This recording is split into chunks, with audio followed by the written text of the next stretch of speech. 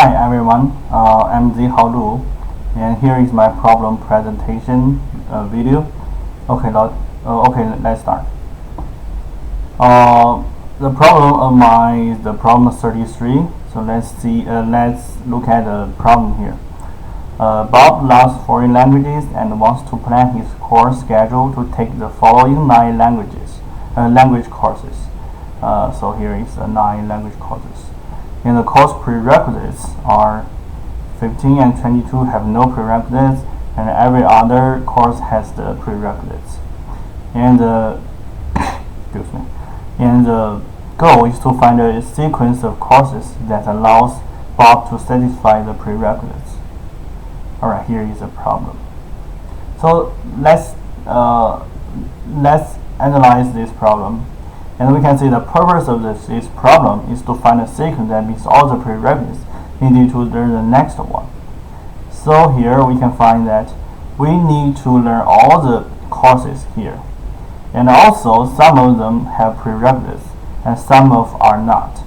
So we can find that LA15 or LA22 must be the beginning of the course, or must be the beginning of the sequence, and for others can be the last one of this sequence. So here is a problem.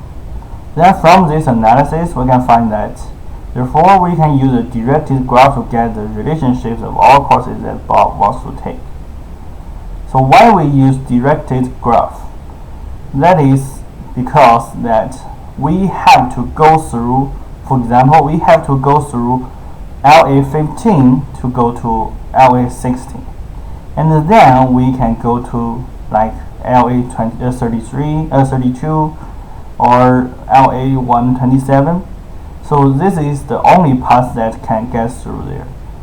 Therefore, we need to have a directed graph to plot everything there, and we can find the paths or sequences that we need to find. Alright, here is the directed graph we draw.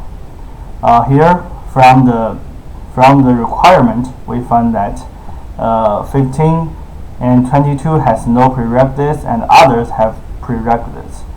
And here the direction means that course 31 has a prerequisite of 15, and course 32 has the prerequisites courses from 31 and 16.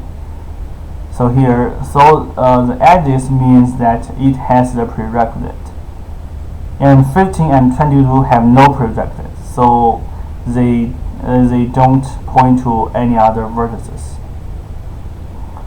So here we can find the graph here. The directed graph is drawn depending on the relationships of the vertices. The direction from vertices V is pointing to the U that is prerequisite of the V. So I just explained that. So 31 points to 15 because 15 is the prerequisite course of 31. So therefore the vertices with no prerequisite course are at the end of the graph. So which means they don't point any other. Okay, then now we need to print the sequence that we want to print. We want to find the sequence to meet the requirements. So how to print it? So we can, when we are watching at this graph, we can see that we need to go through the end and print the end first, and then we can print the next one, which means that we have to go through it at the deepest point, then go back to print others. So here we can find we can remember one method to do this traversal. So what's that? It's the DFS method. So if we use the DFS, we can go through. For example, we go through the LA169, and then we need to go through to the end, which means we go to 32 and 31 and 15. This is the end of this path. Then we print it. Then we can go back. We found that here are 2. Then we go to 16 and print it, and print the 31 and print 32 and 169. And we can traverse all the points here, all the vertices. So this is the solution here. So after creating the directed graph, to find the sequence of courses that allow Bob to satisfy all the prerequisites, we need to print all the elements using DFS. The reason to use this is that we need to print the course without a prerequisite course first, which is at the end of the graph, like 15 and 22. So then we can print the next one pointing to the first one, and so on and so forth. So which means that we print this one and go back. If we start here, we can go to here and then print it and go back. We can find here, right? So here is one of the sequence we found by the DFS. So let me show you how this sequence can be produced. First, we choose the 169. So here we go to the 32. Go to 32, then we have two choices. Then we go to the 31 first, because this is unweighted graph. So there is no difference to go through this way or this way. So we just randomly select. So we select this way, and we go to 31. And then we go to 15. And 15 has no other pointer to any other. So we print it. So we print 15 here. Then we go back to 31. Here we print 31 here, then we go to 16 because they have the same, and we print 16 here and go back to 32 and go back to 169. So here we can find that it doesn't matter when we change this to order. If we go 15 and go back to 16, then we can print 16 here and 31 here. So here, these two pairs have no difference. Therefore, there are multiple sequences that meet the requirement. Here is just one of them. Then just follow the process. We go back to here, then go back to 32. We print it, and 169. Okay, this branch has done. Then we choose another point. Here we choose 127. We choose this one pointing to 16 is already printed, and we just print 122 here. Then we go to another one, 126. We go to 32, is already printed, we don't have to print it. Then we have another 22, it's not printed, and it's the end. So we just print 22 and go back to 126 and print it, and then the last one is 141, just printed. So here is one of the sequence. So here we don't choose this one, we choose this ones to start or other multiple choices, and the sequence will be different, but the procedure is the same by using the DFS here.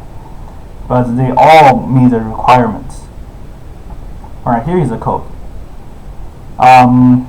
We create a linked list for the graph, and this is the size of the graph. Here this is the size of graph, and we just make the adjacent of I, which is the index of the vertex, and to be a new linked list.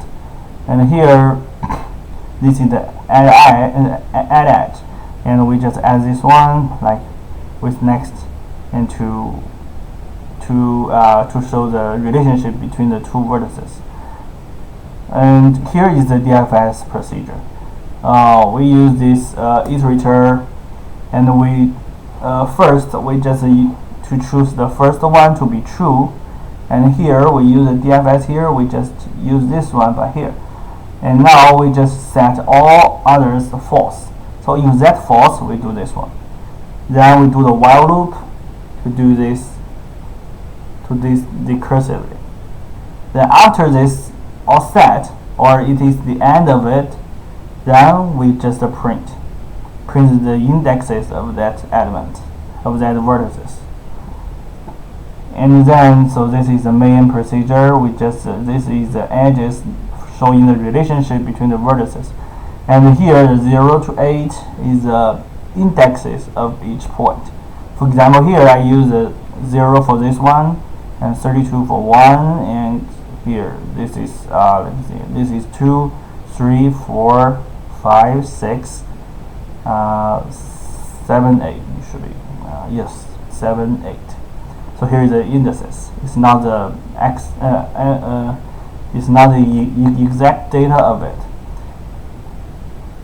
Alright, so the runtime of this procedure is the same as the DFS, which is big O of V plus E. Alright, thank you for watching.